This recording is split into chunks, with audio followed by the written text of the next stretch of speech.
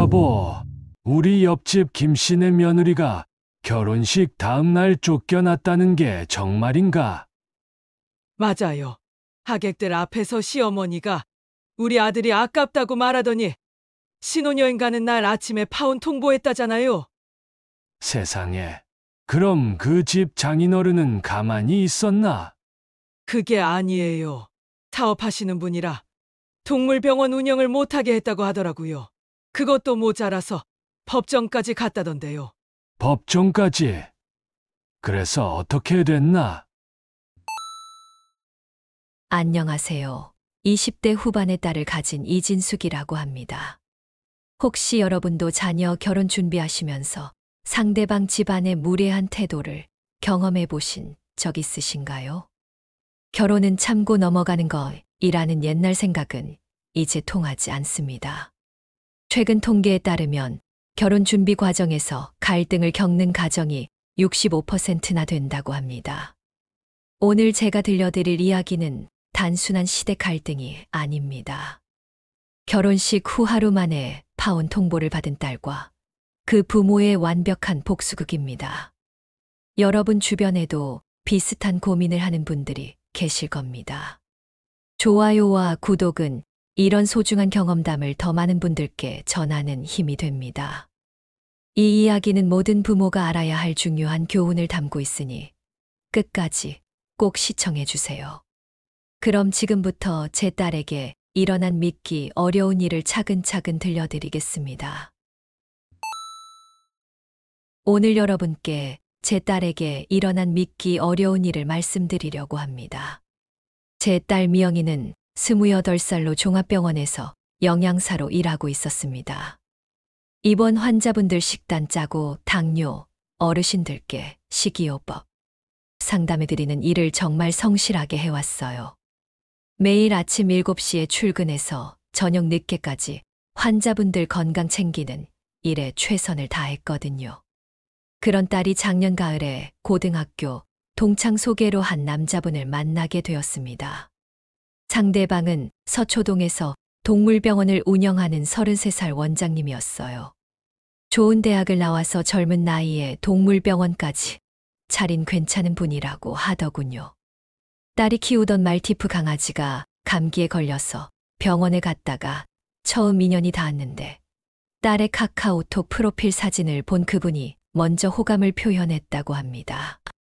강아지 치료받는 동안 딸의 따뜻한 마음씨에 감동받았다며 연락처까지 물어보더라고요. 두 사람 모두 직장에서 바쁘게 일하느라 자주는 못 만났지만 문자 주고받고 통화할 때마다 대화가 잘 통한다며 기뻐했어요. 생명과 건강을 다루는 비슷한 일을 하다 보니 서로 이해하는 부분이 많았나 봅니다. 딸이 밤늦게 퇴근해서 힘들어할 때도 그분이 격려해주고 응원해줬다고 하더군요. 딸이 엄마, 이분은 정말 진실한 사람 같아 라며 환한 표정으로 말하던 모습이 지금도 선명합니다.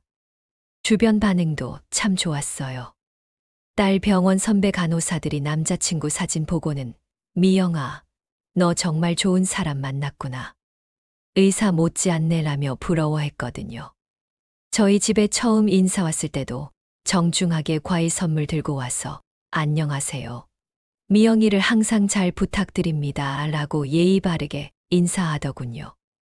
남편도 참 점잖고 괜찮은 청년이네라며 마음에 들어 했어요. 7개월 정도 사귀면서 자연스럽게 결혼 얘기가 나왔습니다.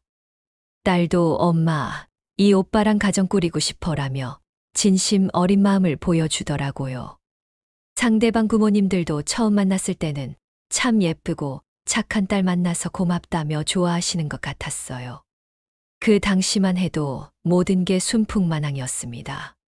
서로를 아끼는 마음도 진짜처럼 보였고 양가 어른들도 만족해하는 분위기였거든요. 딸이 행복한 미소 짓는 모습을 보니 저도 안심이 되었어요. 곧 좋은 사위 얻게 될 거라 생각하며 마음도 들떠 있었습니다. 하지만 세상 일이란 겉으로 보이는 것과 속사정이 완전히 다를 수 있다는 걸 이번 일로 깨달았습니다. 상견례 날짜를 잡고 강남에 있는 한정식집에서 만나기로 했습니다. 저희 부부는 딸이 좋아하는 사람의 부모님을 뵙는다는 마음으로 정성껏 준비했어요. 남편은 새 정장까지 맞춰 입고, 저도 평소보다 1시간 일찍 미용실에 가서 머리를 단정하게 했습니다.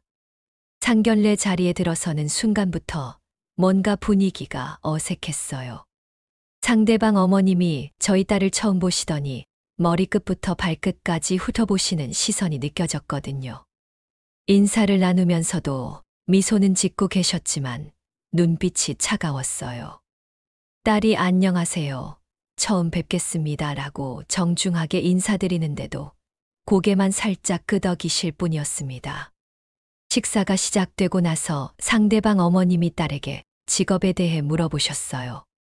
딸이 종합병원에서 영양사로 일하고 있습니다. 라고 대답하니까 그분이 아, 그러시구나. 요즘에는 영양사도 괜찮은 직업이죠. 우리 아들 건강관리 잘 해주겠네요.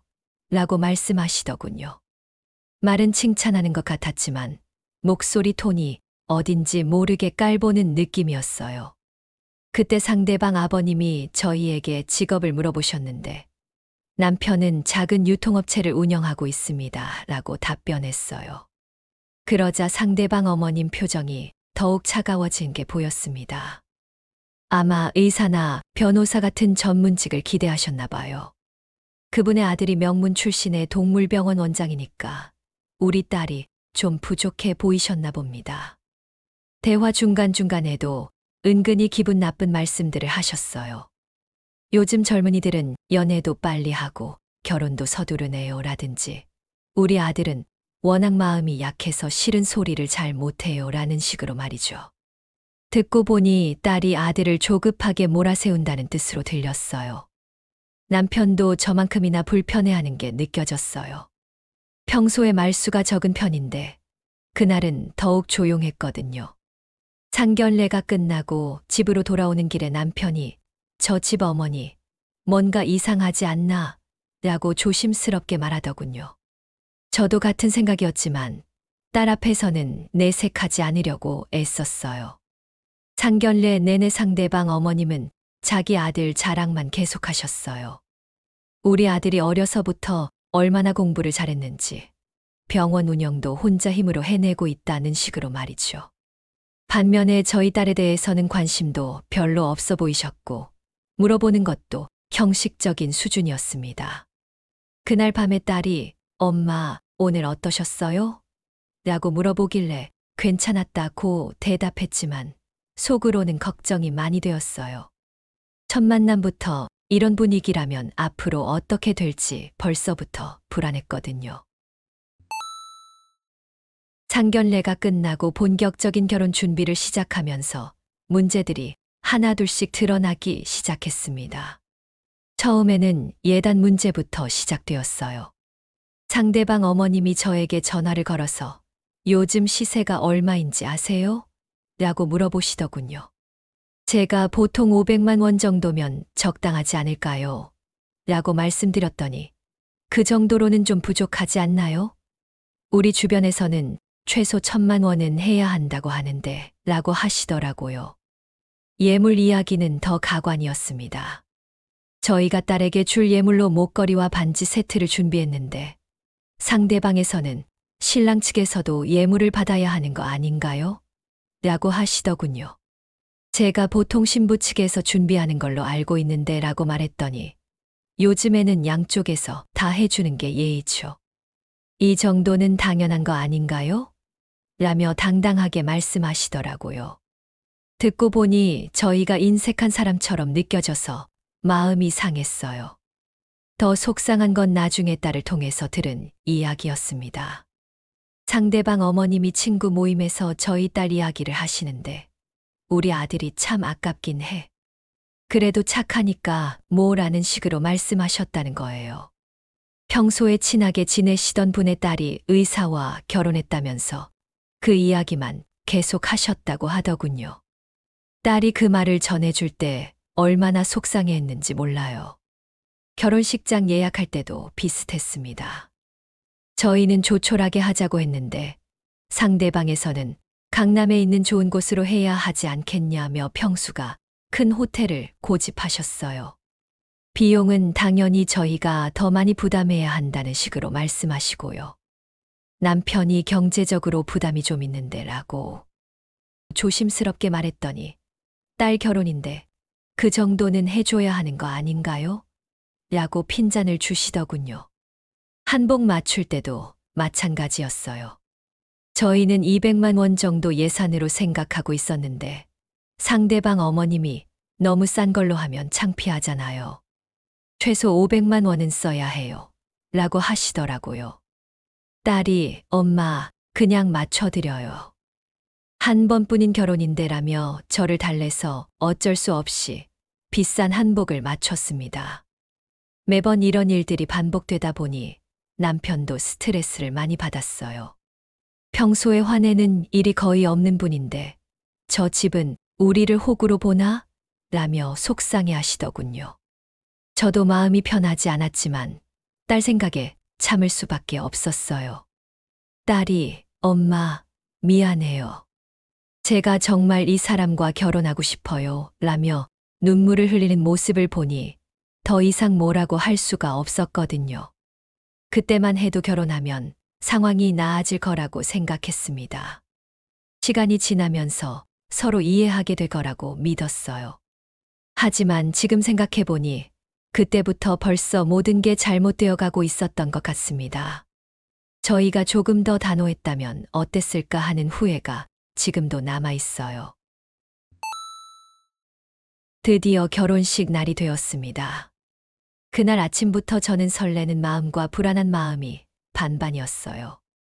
딸이 예쁜 웨딩드레스를 입고 화장을 마치는 모습을 보니 감동이 되면서도 한편으로는 걱정이 앞섰거든요. 지금까지 준비 과정에서 겪었던 일들 때문에 마음이 완전히 편하지는 않았어요. 결혼식장에 도착해서 신랑 측 가족들을 뵈었는데 첫 인상부터 어딘가 어색했습니다. 상대방 어머님을 비롯해서 친척분들 표정이 하나같이 굳어 있더라고요. 저희가 반갑게 인사를 드려도 형식적으로만 받아주시는 느낌이었어요. 특히 상대방 어머님은 평소보다도 더 차가운 표정으로 딸을 바라보시는 게 느껴졌습니다. 식이 시작되기 전 대기실에서 있었던 일이 지금도 잊혀지지 않아요. 상대방 어머님이 자기 친구분들과 이야기하시는 소리가 들렸는데 우리 아들이 참 착해서 말도 못하고 이렇게 끌려가는 것 같아 라고 말씀하시더군요. 그 옆에 계신 분이 그래도 예쁘잖아 라고 하니까 겉모습이 다가 아니지. 아들이 너무 손해인 것 같아서 마음이 안 좋아 라고 대답하시는 거예요. 더 속상한 건 식 진행 중에도 계속 그런 분위기였다는 거예요. 하객들이 축하해 주러 와도 상대방 가족들은 별로 기뻐하는 기색이 없었어요. 신랑 삼촌분이 저희 쪽 하객분께 우리 조카가 워낙 마음이 여려서 거절을 못해 라는 식으로 말하시는 것도 들었거든요. 그 말을 들은 저희 친척들이 얼마나 기분 나빠했는지 몰라요. 가장 견디기 어려웠던 순간은 패백 시간이었습니다. 딸이 정성스럽게 절을 올리는데도 상대방 어머님은 딸을 바라보는 시선이 차갑기만 했어요. 보통은 며느리가 절하면 따뜻하게 맞아주시는 게 예의인데 그분은 의무적으로만 받으시는 느낌이었거든요. 심지어 시댁 친척분 중 한 분은 요즘 며느리들 절하는 모습도 예전 같지 않네라며 핀잔을 주기까지 했어요. 식이 진행되는 내내 저희 가족들은 위축될 수밖에 없었습니다. 남편도 평소와 달리 말수가 더 적어졌고 저도 웃으려고 애썼지만 속으로는 굉장히 당황스러웠어요. 결혼식이라는 게 두 집안이 하나가 되는 기쁜 자리인데 한쪽에서는 마치 억지로 끌려 나온 것처럼 행동하시니까 분위기가 어색할 수밖에 없었거든요. 가장 마음 아팠던 건 딸의 표정이었어요. 평생에 한 번뿐인 결혼식에서 행복해야 할 딸이 시댁분들 눈치를 보며 불안해하는 모습을 보니 제 마음도 무너져 내리는 것 같았어요. 딸이 웨딩드레스를 입고 있으면서도 미소가 어색하고 어딘지 모르게 슬퍼 보였거든요. 신부가 이렇게 위축되어 있는 결혼식을 본 적이 있나 싶었어요. 결혼식이 끝나고 나서도 상대방 가족들은 빨리 자리를 뜨고 싶어 하시는 기색이 역력했습니다. 보통은 식후에 양가 가족끼리 함께 식사라도 하는데 그런 제안조차 없었어요. 그날 저녁 집에 돌아와서 남편과 이게 정상적인 결혼식이었나? 라는 말을 서로 주고받았던 기억이 생생합니다. 결혼식이 끝나고 딸과 사위는 하와이로 신혼여행을 떠나기 위해 공항 근처 호텔에서 하룻밤을 보내기로 했습니다. 다음 날 아침 일찍 비행기를 타야 해서 미리 짐을 정리하고 쉬려는 계획이었어요. 저는 딸이 행복한 신혼여행을 보내길 바라며 조심히 다녀와 라고 인사를 나눴습니다. 그런데 그날 밤 11시쯤에 딸에게서 울먹이는 목소리로 전화가 왔어요. 엄마, 오빠가 갑자기 화를 내면서 나가버렸어 라고 하더군요. 무슨 일이냐고 물어보니 결혼식 때 시댁분들이 보인 태도에 대해 이야기하다가 크게 싸웠다고 했어요. 딸이 오늘 어머님이 하신 말씀들이 너무 상처였어 라고 했더니 사위가 우리 어머니가 뭘 잘못했다고 그래 라며 화를 냈다는 거예요.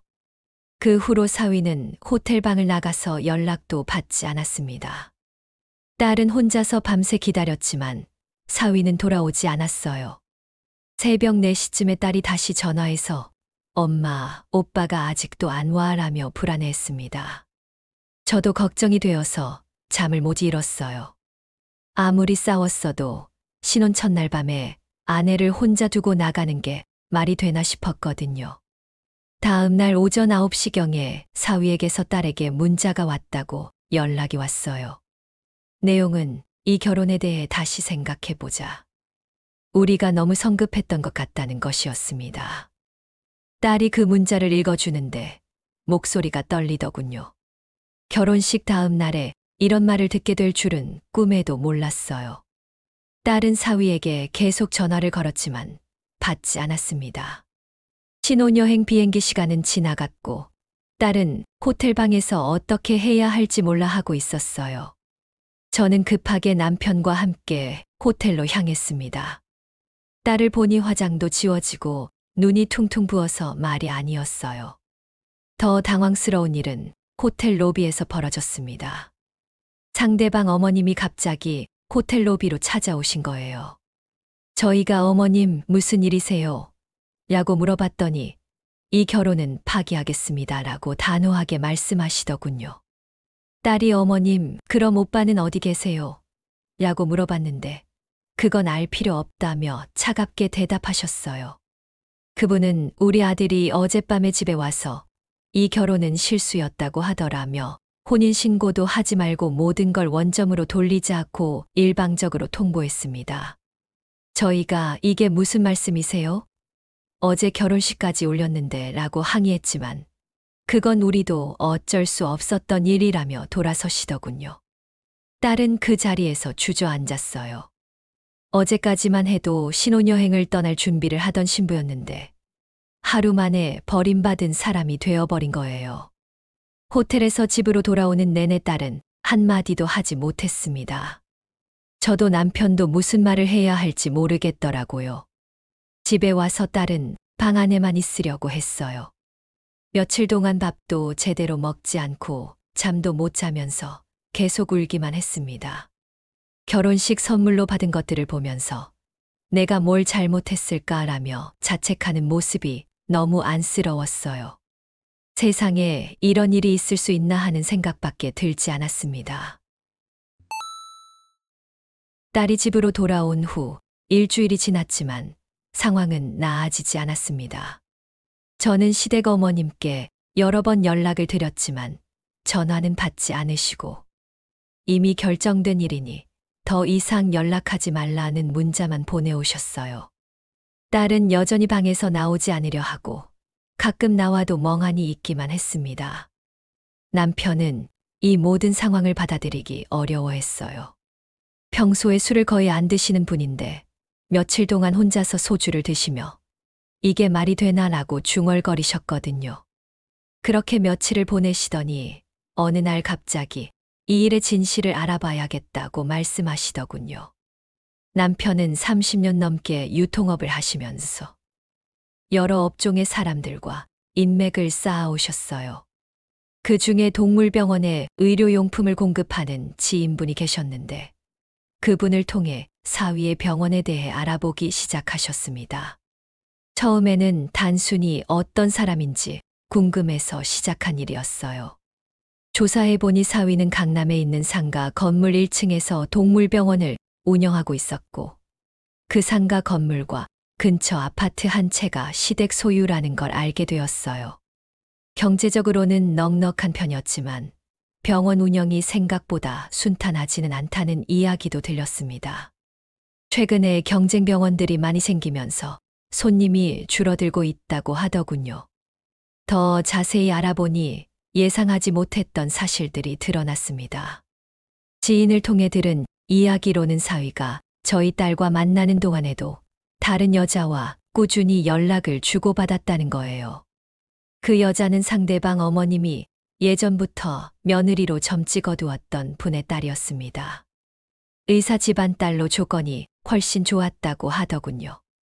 가장 분노스러운 건 저희 딸이 그저 시간 벌기용 상대였다는 사실이었어요.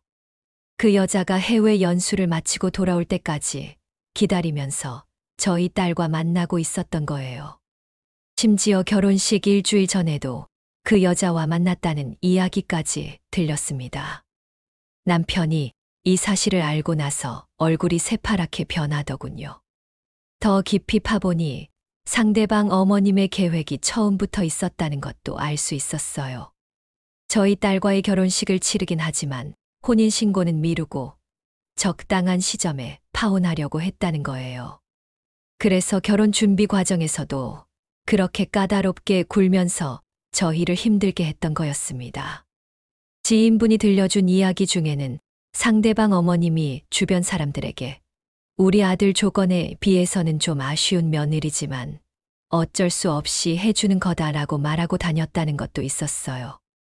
저희 딸을 임시방편 정도로 생각했다는 뜻이었죠. 남편이 이 모든 사실을 정리해서 저에게 말씀해 주실 때 저도 믿기 어려웠어요. 사람이 어떻게 이렇게까지 할 수 있나 싶었거든요. 저희 딸이 진심으로 사랑한다고 믿었던 사람이 처음부터 거짓말을 하고 있었다니 부모로서 견디기 어려운 분노가 치밀어 올랐습니다. 그날 밤 남편은 내 딸을 이렇게 우롱한 사람들을 그냥 둘 수는 없다고 말씀하셨어요. 평생 남에게 해를 끼치지 않고 살아온 분이 처음으로 복수를 다짐하는 모습을 보니 제 마음도 무거워졌습니다. 하지만 딸이 당한 일을 생각하면 그분의 마음을 이해할 수밖에 없었어요. 남편이 진실을 알아낸 후 며칠 동안 깊은 고민에 빠져 계셨어요. 평소에 온화한 성격이셔서 남에게 해를 끼치는 일은 전혀 하지 않으시는 분이었거든요. 하지만 딸이 당한 일을 생각하니 더 이상 참을 수가 없다고 하시더군요. 그분이 이번만큼은 가만히 있을 수 없다고 말씀하시는 모습을 보니 얼마나 화가 나셨는지 알 수 있었어요. 남편 지인이 20년 넘게 의료용품 유통업을 해오시면서 서울 강남 지역 동물병원들과 꾸준히 거래를 해오셨습니다. 수술용 장갑, 소독약, 주사기 같은 기본 용품부터 고급 의료기기까지 공급하는 일을 하셨거든요. 사위의 동물병원도 3년 전부터 저희 회사에서 물품을 공급받고 있었어요. 매월 1,000만 원 이상 되는 꽤 큰 거래처였습니다. 모든 사실을 알게 된 남편의 지인은 본인의 회사 직원에게 사위 병원과의 거래 중단을 지시하셨어요. 직원이 사장님, 갑자기 왜 그러시는 거예요? 라고 물어봤지만 신뢰할 수 없는 거래처와는 더 이상 일할 수 없다고만 답변하셨습니다. 30년 장사를 하면서 개인적인 감정으로 거래를 중단한 적이 없으셨는데 이번에는 달랐어요.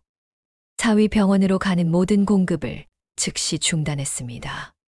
평소에 일주일에 2번씩 배송되던 의료용품들이 갑자기 끊기면서 병원 운영에 차질이 생기기 시작했어요. 수술용 장갑이 떨어져서 급하게 다른 곳에서 주문하려고 했지만 평소 거래하던 가격보다 훨씬 비싸게 구매해야 했습니다. 더 문제가 된 건 지인 회사가 그 지역에서 꽤 영향력이 있다는 점이었어요. 남편이 동료 업체 사장들과도 친분이 있으셔서 자연스럽게 소문이 퍼지게 되었거든요. 그 병원이 뭔가 문제가 있나 보다라는 이야기가 돌기 시작했습니다. 의료업계는 생각보다 좁은 세상이라서 한 번 좋지 않은 소문이 나면 금세 퍼져나가요. 한 달도 안 되어서 사위병원에 변화가 나타나기 시작했어요. 평소에 하루 20-30명 오던 손님들이 절반으로 줄어들었다고 하더군요. 동물병원은 입소문이 특히 중요한데 저 병원 뭔가 이상하다는 소문이 돌면서 단골 고객들까지 다른 병원으로 발길을 돌리기 시작한 거예요. 특히 나이 드신 분들은 이런 소문에 더 민감하게 반응하시거든요. 남편의 지인 중에 애견 카페를 운영하는 분이 계셨는데 그분이 요즘 그 병원 어떻게 됐냐고 물어보시더라고요. 지역에서 동물 기르는 사람들 사이에서는 이미 소문이 다 퍼진 상태였어요.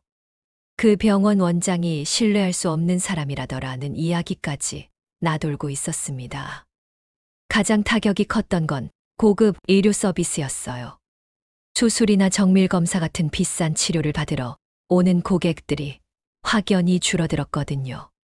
반려동물을 가족처럼 생각하는 분들은 병원의 평판을 매우 중요하게 여기는데 한 번 의심이 생기면 쉽게 믿지 않으시거든요. 2달이 지나자 사위가 직접 저희 회사로 전화를 걸어왔어요.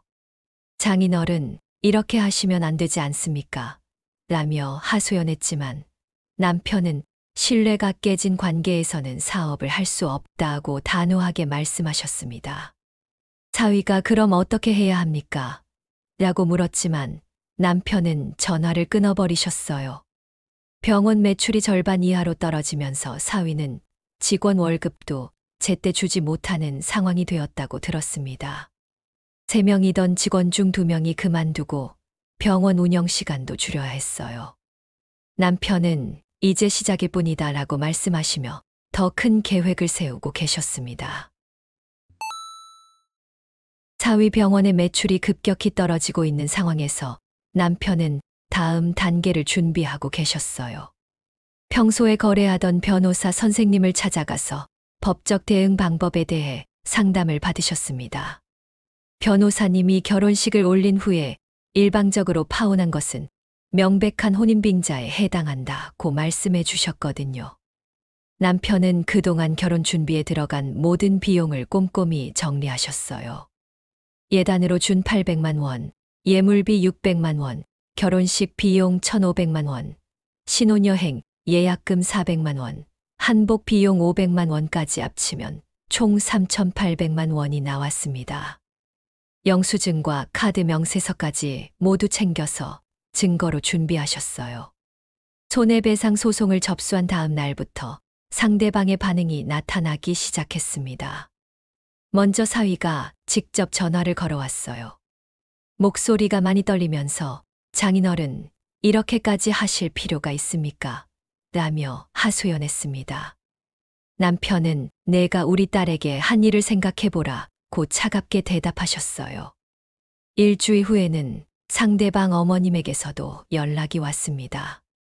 처음에는 여전히 당당한 목소리로 이런 식으로 나오시면 더 곤란해지는 건 그쪽이라고 협박조로 말씀하시더군요. 하지만 남편이 법원에서 판단해달라고 했으니 기다려보자고 하니까 말투가 달라지기 시작했어요.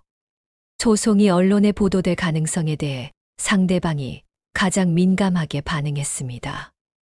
동물병원은 지역 주민들을 상대로 하는 사업이라서 평판이 생명인데 신문이나 인터넷에 혼인빙자 같은 기사가 나가면 완전히 망하게 되거든요. 상대방 어머님이 혹시 기자들에게 이야기하신 건 아니죠? 라며 불안해하는 목소리로 물어보기도 했어요. 한 달이 지나자 상대방에서 합의를 제안해 왔습니다. 사위가 다시 전화해서 이왕 이렇게 된 거 조용히 합의하면 안 될까요? 라고 말했어요.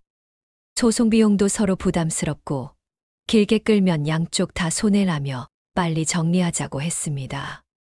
하지만 남편은 그럼 너희가 우리 딸에게 한 일에 대해 먼저 사과하라고 하셨어요.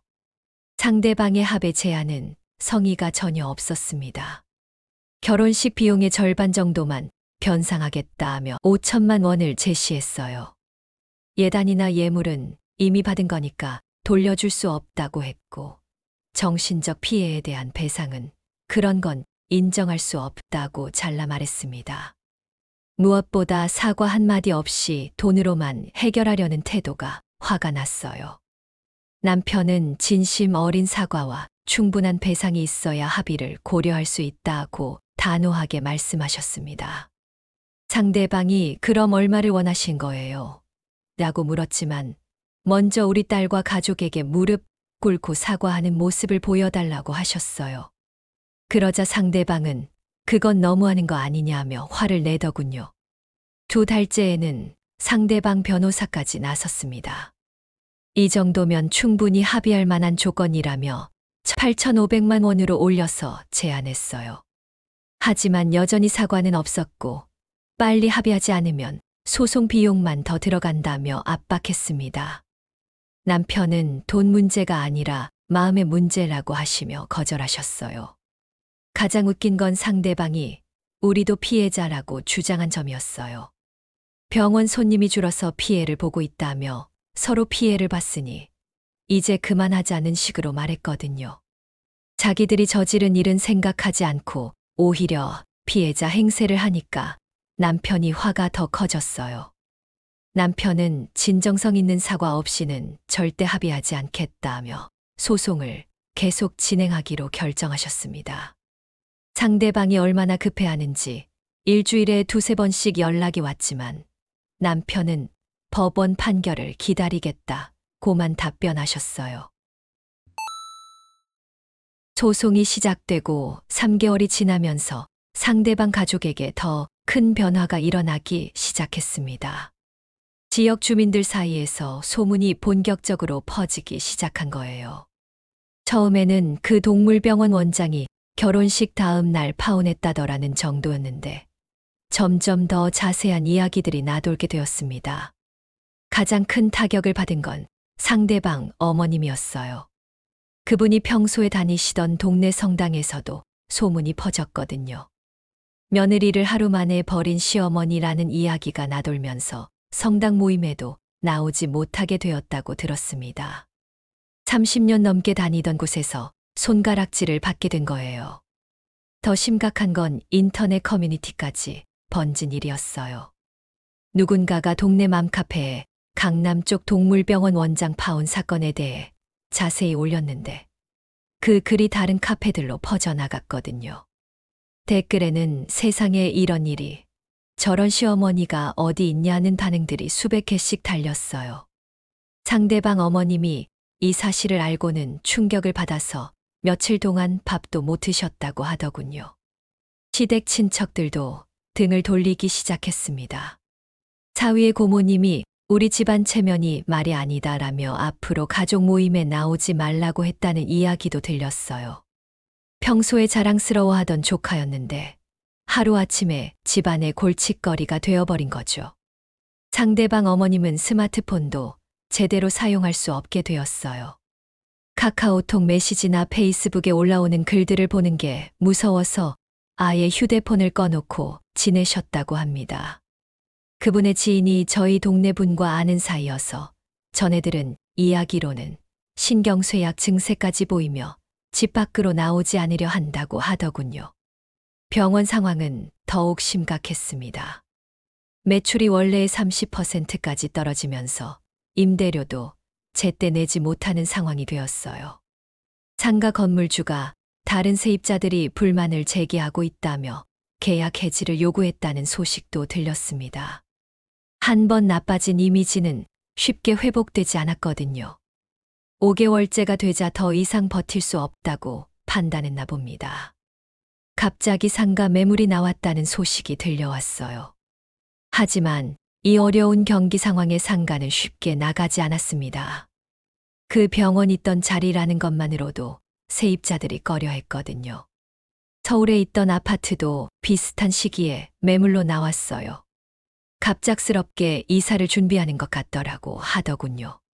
평소에 그 동네에서 20년 넘게 살아온 분들이었는데 하루아침에 모든 걸 정리하려고 하니까 주변에서도 수상하게 여겼을 거예요. 남편의 지인을 통해 들은 이야기로는 사위 가족이 해외로 떠날 준비를 하고 있다고 했습니다. 사위가 한국에서는 더 이상 살기 어렵다며 캐나다 이민을 알아보고 있다는 거예요. 아무래도 소문이 너무 퍼져서 견디기 어려워진 것 같았어요. 6개월 후에는 정말로 연락이 완전히 끊겼습니다. 소송 진행을 위해 법원에서 출석 통지서를 보냈는데 주소지에 아무도 살지 않는다는 답장이 왔어요. 이미 해외로 떠난 후였던 거죠. 변호사를 통해서도 연락이 되지 않았고 휴대폰도 해지된 상태였습니다. 동네 사람들은 그 집 가족들이 하루아침에 사라졌다며 신기해했어요.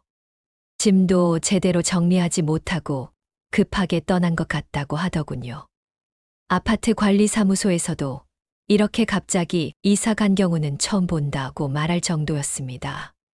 평생 그 동네에서 잘 나가며 살던 사람들이 하루아침에 모든 걸 버리고 도피하듯 떠난 거예요. 남편은 이제야 조금 시원하다고 말씀하시면서도 하지만 우리 딸이 받은 상처는 여전하다며 복잡한 심정을 보이셨습니다. 그 힘들었던 일이 있은 지 벌써 3년이 지났습니다. 처음 몇 달 동안은 딸이 정말 많이 힘들어했어요. 밤에 잠을 못 자고 계속 울기만 했거든요. 저도 딸을 보는 게 너무 마음 아파서 함께 눈물을 흘린 적이 많았습니다. 딸이 조금씩 회복하기 시작한 건 심리 상담을 받으면서부터였어요. 처음에는 상담 같은 거 받기 싫어라며 거부했지만 남편이 내가 건강해야 우리도 안심이 된다며 설득해서 6개월 동안 꾸준히 다녔습니다. 상담 선생님이 상처받은 마음을 치유하는 데는 시간이 필요하다며 천천히 도와주셨어요. 1년이 지나면서 딸이 새로운 계획을 세우기 시작했습니다.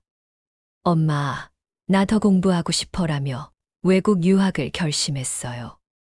영양학을 더 깊이 배워서 정말 전문가가 되고 싶다고 하더군요.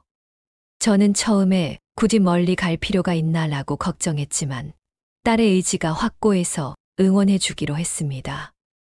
호주로 떠나기 전에 딸이 저에게 말했어요. 엄마, 이번 일로 깨달은 게 있어. 내 인생은 내가 만들어가는 거라는 걸 알았어. 그 말을 들으니 우리 딸이 정말 많이 성숙해졌다는 생각이 들었습니다. 27개월 동안 호주에서 공부하면서 딸은 완전히 다른 사람이 되어 돌아왔어요. 유학 중에 딸이 참여한 프로젝트가 정말 의미 있었어요. 현지 난민 캠프에서 영양상담 봉사활동을 했는데 굶주린 아이들을 위한 식단을 짜고 영양교육을 해주는 일이었거든요. 딸이 보내온 사진을 보니 아이들과 함께 웃으며 요리하는 모습이 너무 밝아 보였어요. 그 경험을 통해 딸이 진짜 하고 싶은 일을 찾게 되었습니다. 국제구호단체에서 영양 전문가로 일하고 싶다는 꿈이 생긴 거예요. 엄마, 나는 정말 도움이 필요한 사람들을 위해 일하고 싶어라며 눈을 반짝이며 말하더군요. 그 모습을 보니 예전에 상처받은 딸이 아니라 당당하고 자신감 넘치는 여성으로 변해 있었어요. 한국에 돌아온 후 딸은 대기업 식품연구소에 취직했습니다. 해외 경험과 전문 지식을 인정받아서 선임연구원으로 들어갔어요. 건강식품 개발팀에서 어르신들을 위한 맞춤 영양식을 연구하는 일을 하고 있습니다. 회사 동료들도 미영 씨는 정말 전문성이 뛰어나다며 인정해주고 있어요. 요즘 딸을 보면 정말 많이 달라졌다는 걸 느낍니다. 예전에는 다른 사람 눈치를 많이 봤는데 지금은 자기 의견을 확실하게 말해요. 무엇보다 자신을 사랑하는 법을 배운 것 같아요. 엄마, 나는 나 자신이 좋아. 내가 어떤 사람인지 확실히 알겠어. 라고 말하는 모습을 보니 정말 대견했습니다. 최근에는 새로운 사람도 만났어요. 같은 연구소에서 일하는 동료분인데 딸을 정말 소중하게 여겨주는 분이에요. 처음에는 저희 부부도 걱정이 많았지만 그분이 딸을 대하는 모습을 보니 진심이 느껴졌어요. 무엇보다 딸이 행복해하는 모습이 가장 중요하잖아요. 지난주에 딸과 차를 마시며 이야기하는데 엄마, 그때 그 일이 없었다면 지금의 내가 있을 수 있었을까? 라고 물어보더군요. 그러면서 존중 없는 관계는 진짜 사랑이 아니었어. 다행히 시간을 낭비하지 않고 깨달을 수 있었던 것 같아 라고 말했어요. 남편도 우리 딸이 정말 훌륭하게 성장했다며 뿌듯해 하세요. 그 어려운 시간을 견뎌내고 더 강하고 지혜로운 사람이 된 딸을 보니 부모로서 자랑스럽습니다. 무엇보다 가족의 소중함을 다시 한번 깨달았고 서로를 더욱 아끼게 되었어요. 지금 우리 가족은 정말 행복합니다. 힘든 시간도 있었지만 그 모든 게 딸을 더 성숙하게 만들어준 경험이었던 것 같아요. 이렇게 해서 저희 가족에게 일어난 일을 모두 말씀드렸습니다. 돌이켜보면 그 힘들었던 시간들이 결국 딸을 더 강하고 지혜로운 사람으로 만들어준 것 같습니다. 진정한 사랑은 상대방을 존중하는 것에서 시작된다는 걸, 그리고 가족의 소중함을 다시 한번 깨닫은 사연이었습니다. 옛말에 구슬이 서말이라도 꿰어야 보배라는 말이 있습니다. 아무리 좋은 조건을 가져도 진심과 예의가 없다면 아무 소용없다는 뜻이겠죠. 여러분도 혹시 비슷한 상황에 처하신다면 절대 혼자 참지 마세요. 때로는 당당하게 맞서는 용기가 필요합니다. 그것이 진정 가족을 지키는 길이니까요. 오늘 영상이 도움이 되셨다면 좋아요와 구독, 알림 설정까지 부탁드립니다. 여러분의 소중한 경험담도 댓글로 들려주세요. 다음 영상에서 더 유익한 이야기로 찾아뵙겠습니다. 감사합니다.